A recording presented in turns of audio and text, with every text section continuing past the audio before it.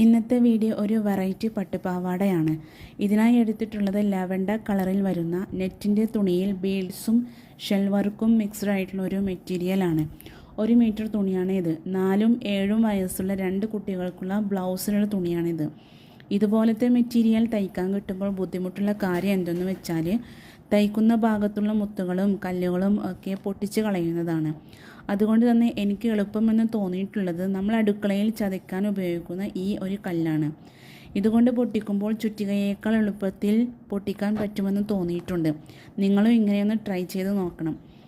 ഫ്രണ്ടിൽ വീനക്കും ബാക്കിൽ റൗണ്ട് നെക്കും വേണമെന്നായിരുന്നു പറഞ്ഞിട്ടുണ്ടായിരുന്നത്. ബ്ലൗസിൻ്റെ ബാക്ക് സൈഡിലായി ഇൻവിസിബിൾ സിബും അറ്റാച്ച് ചെയ്തിട്ടുണ്ട്. ഇത് സ്ലീവിൻ്റെ ഭാഗത്ത് ചെയ്തെടുക്കാനുള്ള വെട്ടിവെച്ചിട്ടുള്ള ഭാഗമാണിത്. ഇതിൻ്റെ സ്റ്റിച്ച് ഭാഗത്ത് വരുന്ന മുത്തുകളെല്ലാം പൊട്ടിച്ച് കളഞ്ഞിട്ടാണ് ലൈനിങ്ങിൻ്റെ മുകളിൽ അറ്റാച്ച് ചെയ്തിട്ടുള്ളത്. ഈ ഒരു മോഡലിലാണ് ബ്ലൗസിൻ്റെ സ്ലീവ് ഭാഗത്ത് വെച്ച് കൊടുക്കുന്നത്. ബ്ലൗസിൻ്റെ അടിഭാഗത്ത് മടക്കി വെച്ച് സ്റ്റിച്ച് ചെയ്യാൻ പറ്റാത്തതുകൊണ്ട് തന്നെ ബോൾ പിന്ന് വെച്ച് മടക്കിയെടുത്ത് എമിൻ വർക്കാണ് ചെയ്തിട്ടുള്ളത്. നെക്കിൻ്റെ ഭാഗത്തും എമിൻ വർക്ക് ചെയ്തിട്ടുണ്ട്. ഇനി ഇതിലേക്കുള്ള പാവാട സ്റ്റിച്ച് ചെയ്യലാണ്.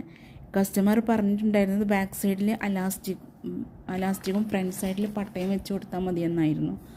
പട്ടുപാവാടയ്ക്ക് ബാക്ക് സൈഡിൽ അലാസ്റ്റിക് വെച്ച് കൊടുക്കുമ്പോൾ പാവാടയുടെ ഭംഗി പോകുമെന്ന് എനിക്ക് സംശയമുണ്ടായിരുന്നു.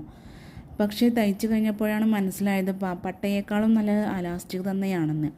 ഇങ്ങനെ ചെയ്യുമ്പോൾ വയറിൻ്റെ ഭാഗത്തു നിന്നും ഇറങ്ങി പോവാതിരിക്കാൻ പാവാടയിൽ നിന്നും ഷോൾഡറിലേക്ക് ഒരു വള്ളി അറ്റാച്ച് ചെയ്യുമല്ലോ, അത് ഒഴിവാക്കാം.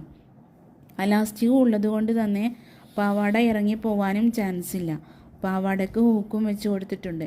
ഇനി ബാക്കി വന്നിട്ടുള്ള പീസ് കൊണ്ട് ഈ മുടിയിൽ വെക്കാനായിട്ട് ഞാൻ ഇങ്ങനൊരു ബട്ടർഫ്ലൈ പോലെ ഒന്ന് ചെയ്തെടുത്തിട്ടുണ്ട്. സ്ലൈഡിൽ പശ വെച്ച് ഒട്ടിച്ച് കൊടുക്കുകയാണ് ചെയ്തിട്ടുള്ളത്. അപ്പോൾ ഇതാണ് ഇതിൻ്റെ ഫൈനൽ ലുക്ക്.